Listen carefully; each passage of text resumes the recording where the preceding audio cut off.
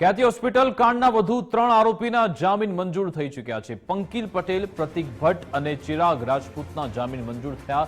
અગાઉ ગુજરાત હાઈકોર્ટે 3 આરોપીના જામીન મંજૂર કર્યા હતા। અગાઉ રાજશ્રી કોઠારી, સંજય પટોડિયા અને રાહુલ જૈનના જામીન મંજૂર થયા હતા। ખ્યાતિ હોસ્પિટલ કાંડમાં 2 આરોપીને હજુ સુધી જામીન નથી મળ્યા।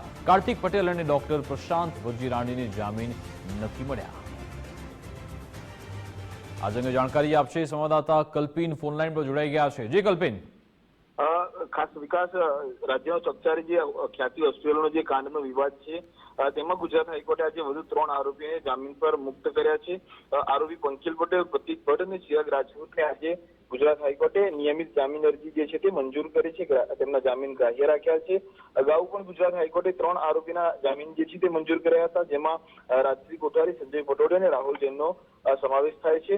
હજુ પણ 2 આરોપી છે જે ખ્યાતિ હોસ્પિટલના મુખ્ય આરોપી માનવામાં આવે છે, તેમને જામીન નથી મળ્યા। તેમને હજુ પણ જેલની અંદર રહેવું પડશે, જેમાં કાર્તિક પટેલ જે ખ્યાતિ હોસ્પિટલનો ડાયરેક્ટર છે તેને જામીન નથી મળ્યા અને ઓપરેશન કરનાર ડોક્ટર પ્રશાંત વજીરાણી આ બંનેને જામીન હજુ સુધી નથી મળ્યા। એટલે બંનેનો હજુ જેલવાસ લંબાવાયો છે। એટલે કુલ મળીને વાત એટલા માટે છે કે કુલ 3 આરોપીને હાલ તબક્કે ગુજરાત હાઈકોર્ટે જામીન જે છે તે મંજૂર કર્યા છે।